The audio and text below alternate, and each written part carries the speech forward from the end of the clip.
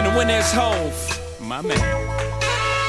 Speech. I'm giving my toast to fucking Ray J because Ray J is one of the most important figures in black culture in the last 20 years. Without him, would Kim K be First of all, that's where I was gonna start. Yes, like literally, he started sex tape, man.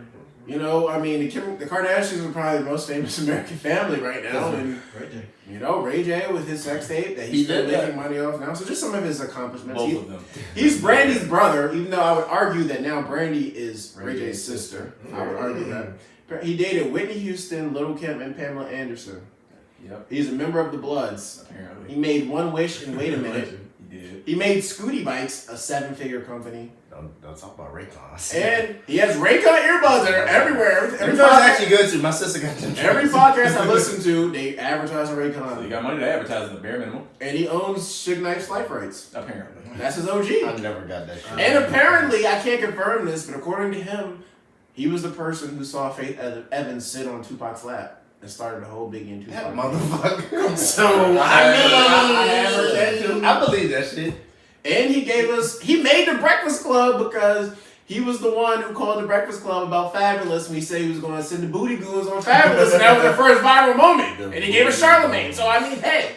The booty goons. Shout out to the booty goons. Ray J and Hidden heroes. Listen, man. Wow. Him along with Flavor Flav started off that VH1 Black reality show For the Love of Ray J, man. Yeah. Now we got Love of Hip Hop. I'm just saying, man. That Flavor Flav show was iconic. Now listen, I'm not saying everything he created was good for black culture, but goddamn, he created a lot of shit for black He's a culture. creator. Shout out to them glasses too. Yeah. Yeah. And he made unbreakable glasses that break.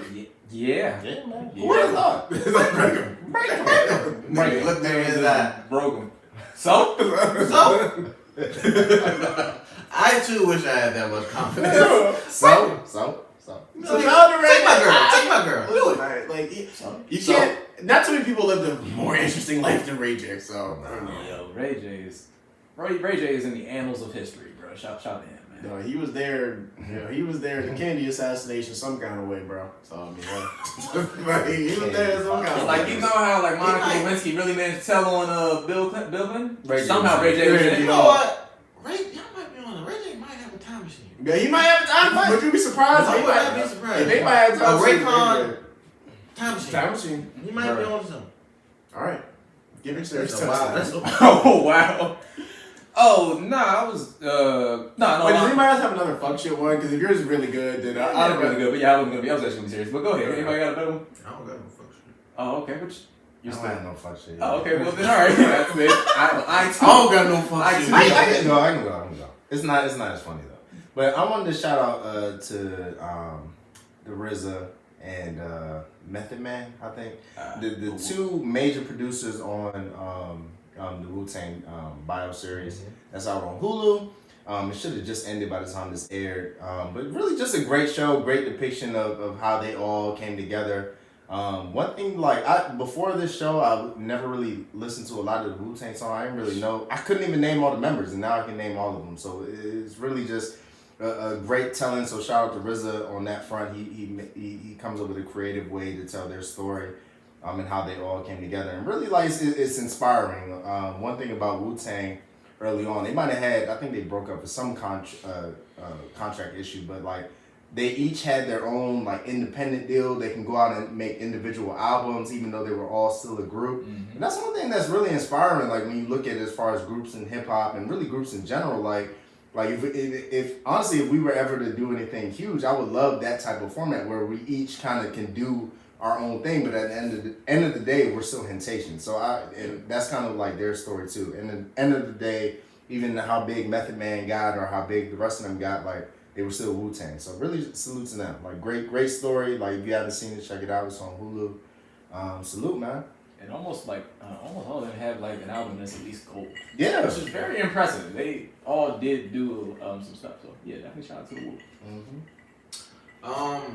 My toast is gonna be kind of a little morbid, but also some glee. I was gonna go to the parents of Sandy Hook. I don't know if you guys know, but you know, they recently, in the last couple weeks, they've won their like defamation case against Alex Jones. With that, to me, I mean, when we talk about like conspiracy in the podcast, previous episodes when we talk about like fake news and all that type of eye-catching things. Like, to me, this is a win because now we have precedent. Like, when it comes to defamation now, like, if you guys aren't familiar with Alex Jones, you know, he was saying that the Sandy Hooks was a hoax. There's actors and it was, you know, all staged.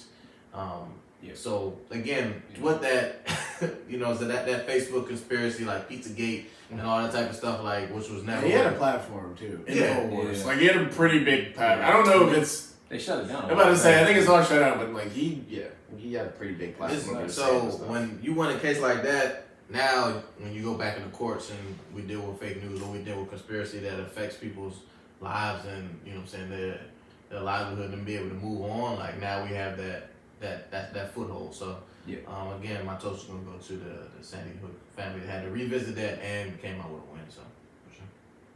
Yeah. No, you're definitely right there. For my toast, I was gonna say, honestly, I don't have the best words here, but a toast to like all of the families of missing women after like the Gabby Petito case and everything that went on there. I know a lot of the attention there kind of just went to a lot of women of like a lot of the fact that, you know, like this white girl's family got a lot of the news coverage there and that may have played a role in helping them to like, you know, find a body and those type of things. But, you know, just honestly, like, I told all those parents who are going through that right now, and honestly, you know, we just got to give more attention all the way around to just like the fact that there are so many missing women or all these things that are happening to them. So I definitely want to, you know, just make sure that, you know, acknowledge that and just acknowledge the issue and that it just does need to become a bigger thing, not just for that one occasional person, but just generally speaking, we do need to continue to be vigilant and watch out for those things. Yeah, man, it's an awful story. And then the Maya Marcano as well. Mm-hmm. Yeah. They found her body inside. Yeah, definitely. So sorry. And I hate that stuff like this happens in, like, not spurts, but I'm sure it happens year round or obviously happens every freaking day. But I just hate that you see stuff like that. You know what I mean? Like, in the news, back to back. Like, it just shows us as a society we definitely have to move forward or have to do better, man. Damn, that's smooth.